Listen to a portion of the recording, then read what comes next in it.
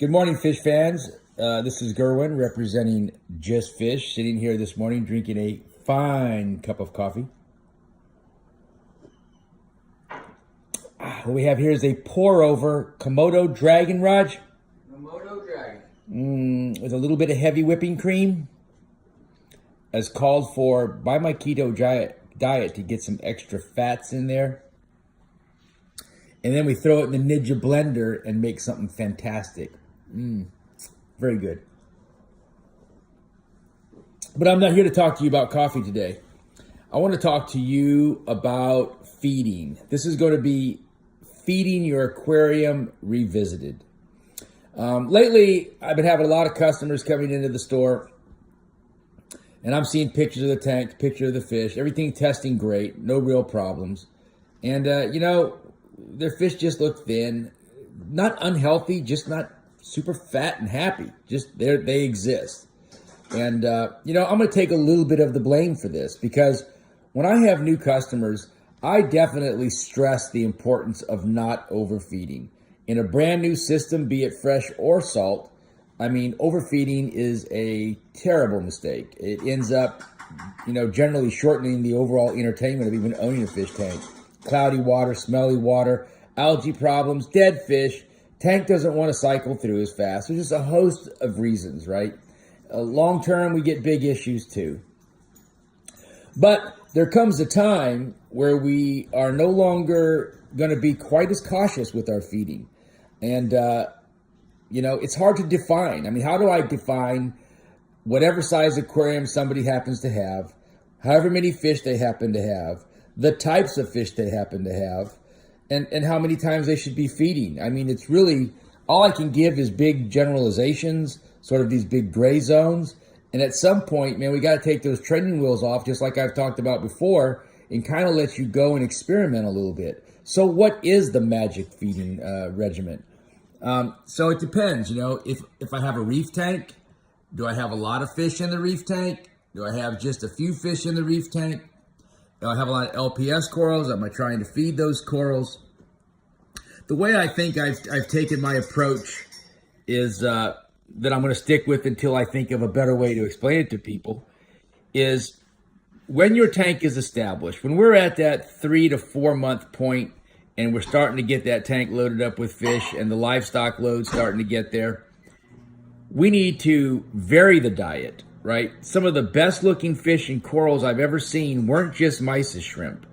They were mysis shrimp, they were LRS, they were brine shrimp, they were marine cuisine, they were using LRS or rods, if that's your favorite brand, pellet food, a variety of foods.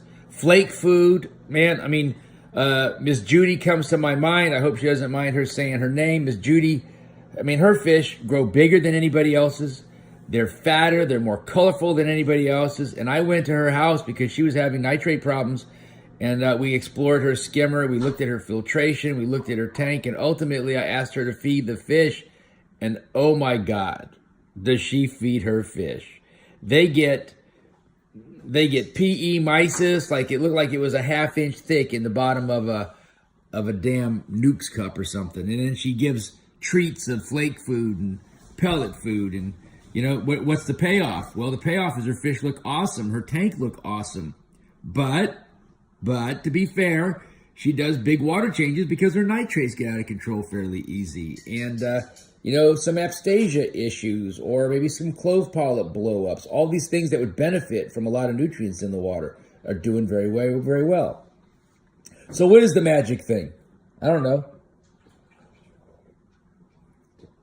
I think you're out at a beautiful national park, probably at the Rockies or something, and you're walking up to the edge of that mountain or that cliff.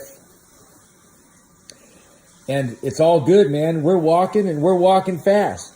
And we're in no hurry because the edge is like 20 feet away. As we get closer to that edge, we start slowing down our pace. And then we come to that edge. And if we take one more step, we fall off the edge and we die, right? So I think that's the analogy I want to use for our aquarium.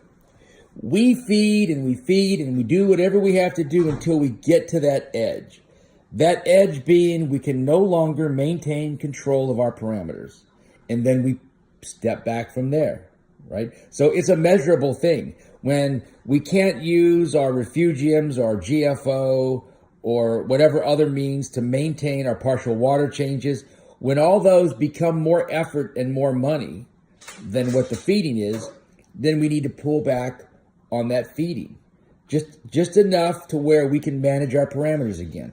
And when we can keep our parameters where we're trying to keep them for any given aquarium, that's the point that you feed your fish at. And so, hey, look, if you're willing to do the big water changes and have a giant refugium, if that's what you care to have, or have a big reactor and change that GFO regular, and a really awesome, efficient protein skimmer, if you're willing to do those things and stay on top of it, man, feed those fish. Feed that tank. It's going to be awesome. Everybody's going to thrive from it. Everybody's going to be fat and happy for it. But if you do those things and you don't do the things to offset that, that's where you're going to step off the edge of that cliff. And I don't want to see anybody die. So I hope this helps somebody, anybody. More importantly, I hope it helps my peeps being the ones that come to the shop. Anybody else that gets bennies out of it, I'm happy for it. Happy to help anyone. But, our general mission statement here is, we are saving fish one customer at a time.